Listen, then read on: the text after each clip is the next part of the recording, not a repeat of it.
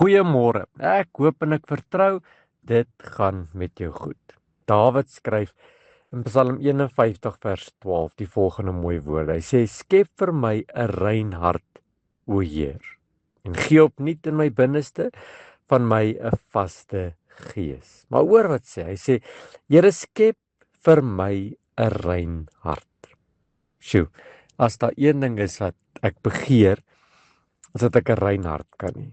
Dawid skryf hier in die Psalm, hy is eintlik besig om te bid nadat hy bewus geword het van sy sonde. Hy vra nie net dat God sy dade moet vergewe nie, dat God hom moet vergewe en moet vryspreek nie. Nee, ou Dawid gaan verder en hy sê: "Here, gee vir my 'n mooi hart. Here, gee vir my 'n rein hart." Dawid verstaan dat die grootste probleme nie buite hom lê nie, maar binne. Sy grootste probleme is nie dit wat hy aantrek of dit wat hy eet of daar waar hy bly nie. Sy grootste probleem is sy hart. 'n Rein hart is 'n hart wat opreg voor God lewe, wat hom liefhet, hom begeer en sy wil doen. Ons kan ons gedrag vir baie lank verander, maar net God kan ons hart nuut maak. Daarom bid Dawid: "Here, 'n rein hart.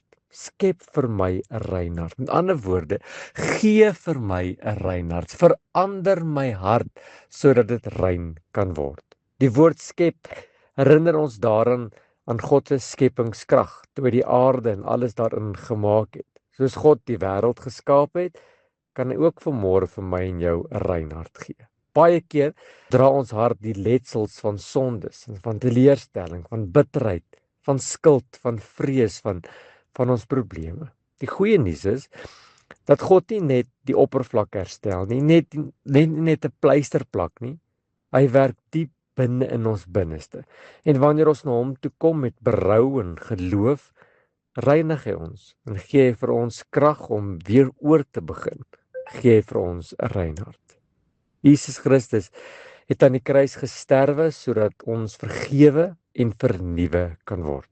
Die Heilige Gees wat in ons werk, kry ons elke dag 'n nuwe kans om rein voor God te staan. Miskien moet ek en jy vandag vir onsself afvra: is daar iets in my hart wat ek vandag voor die Here moet bely? Is ek bereid om God toe te laat om my van binne af skoon te maak en te verander? Vertrou ek op my eie krag of het ek God nodig om my hart weer skoon te maak? Ek weet nie van jou nie. My begeerte is vandag: Here, skep in my 'n rein hart. Here, gee vir my 'n nuwe hart. Gee vir my 'n skoon hart, 'n rein hart. Here, as ek U bedroef het, as my gedagtes nie in lyn was nie, as my begeertes en my gesindheid nie op U gerig was nie, vergewe my vandag. Gee my 'n vaste gees en 'n rein hart wat sal doen wat U behaag. Amen.